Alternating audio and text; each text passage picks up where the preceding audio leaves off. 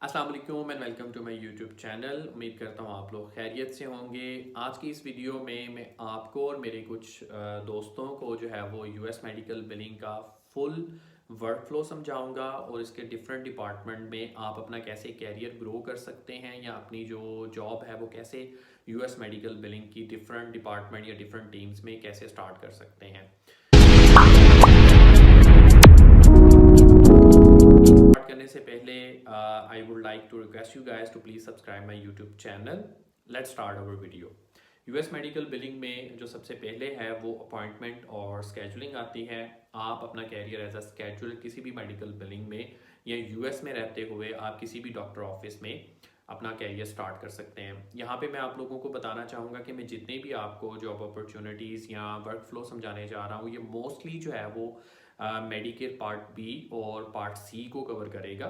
Hospital के जो claims हैं या जो मेडिकेयर पार्ट डी के क्लेम्स हैं वो कुछ हद तक इसके साथ मिलते जुलते हैं, लेकिन 90% जो है वो हम पार्ट बी और पार्ट सी मेडिकेयर के कवर करेंगे। मेडिकेयर के पार्ट बी और पार्ट सी को कवर करेंगे।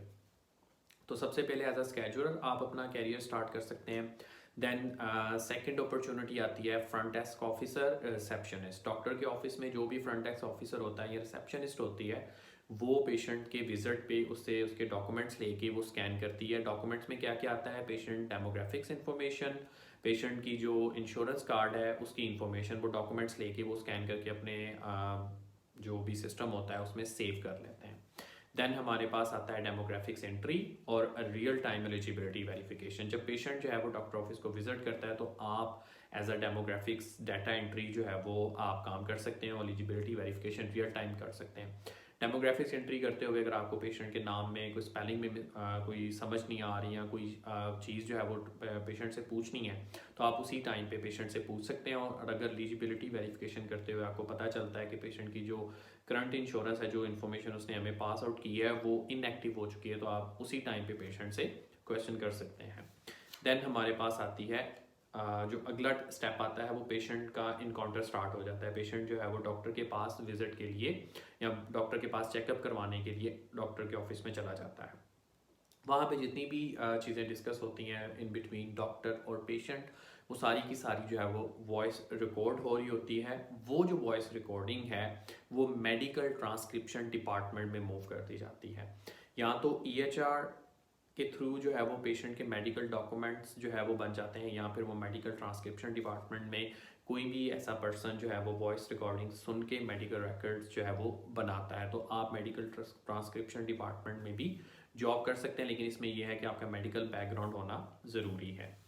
देन हमारे पास आती है जब मेडिकल रिकॉर्ड्स बन जाते हैं थ्रू ईएचआर सिस्टम या किसी भी मेडिकल ट्रांसक्रिप्शन डिपार्टमेंट के थ्रू, तो वो मेडिकल रिकॉर्ड्स जो हैं वो मेडिकल कोडिंग डिपार्टमेंट में मूव हो जाते हैं मेडिकल कोडर के पास। वो सर्टिफाइड प्रोफेशनल कोडर्स होते हैं। वो मेडिकल रिकॉर्ड्स को पढ़ के उसमें से सीपीटी और डीएक्स कोड ड्राइव करते हैं या फिर वो कंफर्म करते हैं कि यही जो ईएचआर सिस्टम ने या ईएमआर सिस्टम ने जो ड्राइव किए हैं सीपीटी या डीएक्स कोड, ये डीएक्स कोड या सीपीटीज कंफर्म है या वो खुद ड्राइव करते हैं based on the medical records. तो आप एज अ मेडिकल कोडर भी अपनी जो कैरियर है वो मेडिकल बिलिंग में स्टार्ट कर सकते हैं, लेकिन उससे पहले आपके पास सर्टिफिकेशन होना ज़रूरी है।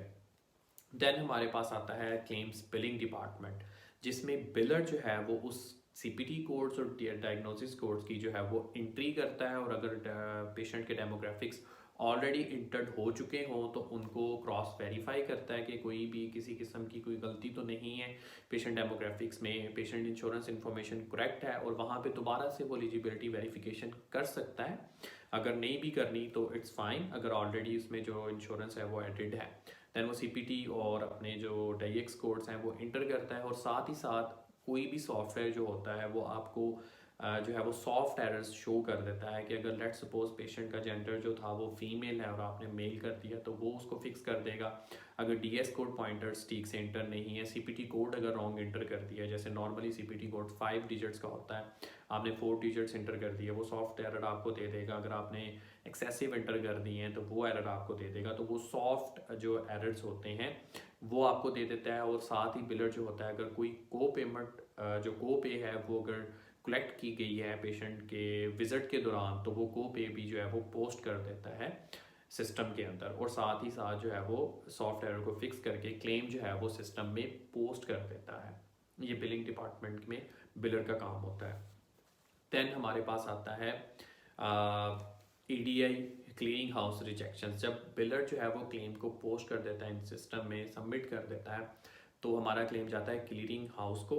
इसके ऊपर मैंने एक डिटेल वीडियो बनाई, वो आप जाके चेक कर सकते हैं। क्लीयरिंग हाउस के बारे में मेरी कंप्लीट वीडियो है। देन वो क्लीयरिंग हाउस या EDI जो करेक्शंस होती हैं वो हमारे पास लैंड हो जाती हैं हमारे सिस्टम में। अगर हमने कोई ऐसी सॉफ्ट एरर में हमारे से कोई एरर नहीं पकड़ा गया, या कोई ऐसा हार्ड एरर है जो कि सिर्फ क्लीयरिंग हाउस से ही हमें रिजेक्ट होकर आ सकता था, बिलर्स को नहीं पता था, बिलर ने प्रॉपर जो है वो उसकी प्री सबमिशन जो है वो ऑडिट भी की है, लेकिन वो फिर भी हमारे से जो है वो नहीं कैचअप हुआ, तो वो क्लीयरिंग हाउस से हमें रिजेक्ट होके क्लेम वापस आ जाता है। दैन हम क्लीयरिंग हाउस की जो रिजेक्शंस होती हैं वो फिक्स करके दोबारा से क्लेम को जो है वो सबमिट कर देते हैं या पोस्ट कर देते हैं फॉर सबमिशन। दैन हमारे पास आता है, जब क्लीयरिंग हाउस में सबमिट हो जाता है, AR फॉलोअप। अगर क्लेम को सबमिट हुए मोर देन 2 वीक्स हो चुके होंगे तो देन हम फॉलोअप लेते हैं, पेमेंट हंटिंग करते हैं। अगर पेमेंट जो क्लेम है वो पे है इंश्योरेंस की तरफ से, जितनी भी इंश्योरेंसेज हैं उनकी तरफ से अगर क्लेम पे है तो देन हम उसकी जो है वो ERAs या EOBs डाउनलोड करके पेमेंट पोस्टिंग डिपार्टमेंट को फॉरवर्ड करते हैं। अगर डिनाइल है तो हम उसके डिनाइल फिक्सेशन करते हैं। डिनाइल फिक्सेशन या AR फॉलोअप पे मैं इंशाल्लाह एक कंप्लीट वीडियो बनाऊंगा, लेकिन अभी जो मैं आपको बता सकता हूँ वो ये है कि AR फॉलोअप टीम जो होती है वो डेली बेसिस पे जो डिनाइल लैंड हो रहे होते हैं उनको भी उन्होंने कंप्लीट करना होता है ऑन द डेली बेसिस। और उसके साथ साथ जो एज्ड क्लेम होते हैं, जो अदर देन जो है वो ऐसी रीजंस जो कि मतलब मेडिकल रिकॉर्ड्स की रिक्वेस्ट है, अपील करनी है, या कोई प्रूफ ऑफ टाइमली फाइलिंग लगा के सबमिट हुए हैं और उन्हें हम एज क्लेम कहते हैं, उनको भी उन्होंने ख़त्म करना होता है, जो कि मोर देन 90 डेज़ या 120 प्लस पे जा चुके होते हैं, और डेली बेसिस पे जो क्लेम्स लैंड हो रहे होते हैं उनको भी फिक्स करना होता है। देन हमारे पास पेमेंट पोस्टिंग आती है। अगर क्लेम पे है तो हम पेमेंट पोस्ट कर देते हैं, और पेमेंट पोस्टिंग के बाद हमारे पास जो पेशेंट रिस्पॉन्सिबिलिटी बचती है, जो कि डिडक्टिबल्स की सूरत में, को इंश्योरेंस की सूरत में, और अगर कोपे बनती थी और पेशेंट ने ड्यूरिंग विजिट अगर कोपे नहीं पे की तो वो हम पेशेंट रिस्पॉन्सिबिलिटी या पेशेंट बिलिंग में जो है वो फॉल करवा देते हैं, तो उसे पेशेंट बिलिंग भी हम लोग कहते हैं। पेशेंट रिस्पॉन्सिबिलिटी बनने के बाद अगर पेशेंट जो है वो रिस्पॉन्स नहीं कर रहा, उसको स्टेटमेंट्स भेजी जा रही हैं और उसे कॉल्स भी की जा रही हैं कि वो पेमेंट जो है वो उसकी जो पेशेंट रिस्पॉन्सिबिलिटी है उसको पे करे। अगर पेशेंट नहीं पे करता तो देन लास्ट स्टेप हमारे पास आता है कलेक्शन एजेंसीज। जितना भी पेशेंट बैलेंस होता है, पेशेंट बिलिंग होती है, अगर पेशेंट टाइमली मैनर्स में रिस्पॉन्स नहीं करता, पेशेंट स्टेटमेंट सेंड करने के बावजूद वो पे नहीं करता, तो देन हम वो सारे का सारा बैलेंस जो है वो कलेक्शन एजेंसीज़ पे मूव कर देते हैं। कलेक्शन एजेंसीज़ जो हैं वो फिर हमें पेशेंट से वो पैसे कलेक्ट करके देते हैं। उम्मीद करता हूँ आपको इस वीडियो की समझ आई होगी और जो स्टेप्स मैंने आपको बताए हैं वो आप समझ जाएंगे। एक दोबारा फिर मैं आपको एक छोटा सा गो थ्रू जो है वो क्विक गो थ्रू दे देता हूँ। सबसे पहले स्टेप हमारे पास आता है अपॉइंटमेंट स्केजुलिंग, देन हमारे पास आता है front desk officer receptionist, then हमारे पास आता है डेमोग्राफिक्स एंट्री और एलिजिबिलिटी वेरिफिकेशन, देन हमारे पास आता है इनकाउंटर, पेशेंट्स के जो इनकाउंटर के जो वॉइस रिकॉर्डिंग होती है उसको मेडिकल ट्रांसक्रिप्शन में हमने वॉइस रिकॉर्डिंग को कन्वर्ट करना होता है मेडिकल रिकॉर्ड में। देन हमारे पास आता है क्लेम बिलिंग, जो कि बिलिंग डिपार्टमेंट ने करनी है, बिलर ने करनी होती है। देन हमारे पास आता है सॉफ्ट एरर्स फिक्सेशन, देन हमारे पास आता है क्लीनिंग हाउस रिजेक्शंस, देन हमारे पास आता है एयर फॉलोअप, देन हमारे पास आता है payment posting, then patient billing, और लास्ट पे जो है वो कलेक्शन एजेंसीज। ग्रो कर सकते हैं और अपनी जॉब जो है वो इस मेडिकल बिलिंग फील्ड में जो है वो स्टार्ट कर सकते हैं।